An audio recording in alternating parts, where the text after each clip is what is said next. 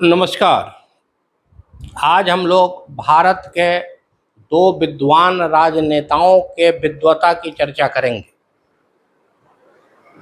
इन लोगों ने सारे इतिहासकारों के जानकारी पे ही सवाल खड़ा कर दिया है। अब आइए शुरुआत करते हैं बिहार के विद्वान शिक्षा मंत्री प्रोफेसर चंद्रशेखर जी की। इन्होंने कहा कि रामचरितमानस में बहुत सारी त्रुटियां हैं। हिंदुओं के महाकाव्य माने जाने वाले रामचरितमानस के ऊपर अभी तक इस तरह का सवाल कोई विद्वान नहीं उठा पाया था, लेकिन हमारे विद्वान शिक्षा मंत्री प्रोफेसर चंद्रशेखर जी की पारखी नज़र से वह त्रुटि बच नहीं सकी और उन्होंने साफ कहा कि गोस्वामी तुलसीदास जी ने इस महाकाव्य को लिखते समय बहुत सा त्रुटि किया, उन्होंने बहुत सा गलती कर दिया जिसे ठीक करने की जरूरत है। अब तुलसीदास जी भी ऊपर बैठ के सोच रहे होंगे कि इतने दिनों के बाद इस धरती पे कोई ऐसा पुत्र जन्म लिया जो बिहार का शिक्षा मंत्री बना और जिसने उनकी लेखनी के ऊपर सवाल खड़ा कर दिया। ऐसे विद्वान बहुत कम पैदा होते हैं दोस्तों। ये राज्य ऋणी है नीतीश जी का, जिन्होंने इस तरह के हीरे को चुनकर बिहार का शिक्षा मंत्री बनाया, जिन्होंने बिना किसी के आलोचना की परवाह किए हुए गोस्वामी तुलसीदास जी के द्वारा रचित रामचरितमानस के ऊपर सवाल खड़ा कर दिया। इतना साहस और किसी में नहीं हो सकता था। अब दूसरे इनसे भी बढ़कर हैं, 4 कदम आगे हैं। वो भी किसी परिचय के मोहताज नहीं। उनका नाम स्वामी प्रसाद मौर्य है, उत्तर प्रदेश के हैं। ये बिहार के हैं और वो उत्तर प्रदेश के हैं। ज़्यादातर विद्वान, ऐसे विद्वान व्यक्ति इन्हीं 2 राज्यों में पैदा होते हैं दोस्तों। बहुत ज़्यादा, चूँकि यहीं की धरती उपजाऊ है, ऐसे ऐसे विद्वानों को पैदा कर देती है।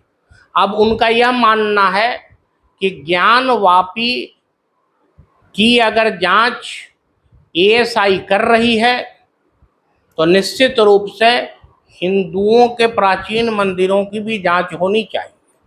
उन्होंने कहा कि बद्रीनाथ धाम, जहां स्वयंभू शालिग्राम की मूर्ति लोग मानते हैं, जहां लोग जाकर के आराधना करते हैं, हिंदुओं के प्रमुख तीर्थ स्थलों में प्रमुखता से जिसका स्थान है, इन्होंने कहा कि सब जगह बौद्ध मठ था जिसे हिंदुओं ने जबरदस्ती तोड़ करके मंदिर बना दिया। अब इन्होंने कहा कि इतिहास ही गलत लिखा गया तो मैं क्या करूं। अब इन्होंने इतिहास की एक नई परिभाषा देने की कोशिश की है, जिस पे गौर करने की जरूरत है।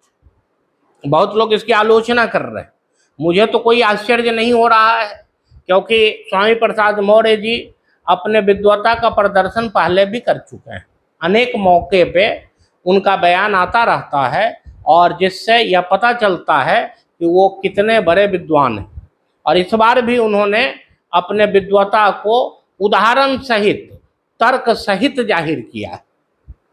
अब देखना यह है कि इन दोनों के ज्ञान के ऊपर केंद्र सरकार कितना काम कर पाती है, क्योंकि स्वामी प्रसाद मौर्य ने कहा है कि जिस तरह से ज्ञान वापी परिसर की जांच एएसआई कर रहा है, सर्वे कर रहा है, उसी तरह से बद्रीनाथ, जगन्नाथपुरी इत्यादि प्रमुख मंदिरों की भी जांच होनी चाहिए और यह साबित हो जाएगा कि वहाँ पहले बौद्ध मठ था। दोस्तों, हम लोग ऋणी हैं इन दोनों राजनेताओं के, क्योंकि इतना विद्वता भरा ज्ञान शायद कोई और दे पाता, इसकी उम्मीद मुझे नहीं है। और निश्चित रूप से इस जानकारी की जांच होनी चाहिए ताकि इनके विद्वता की भी परीक्षण हो पाए।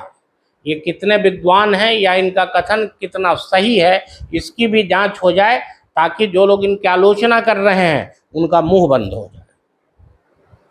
आइए फिर देखते हैं केंद्र सरकार स्वामी प्रसाद मौर्य के इस मांग को कि ज्ञान वापी परिसर की तरह हिंदुओं के प्रमुख मंदिरों की जांच होनी चाहिए, कराती है या नहीं, और उसका परिणाम क्या आता है। नमस्कार, जय हिंद।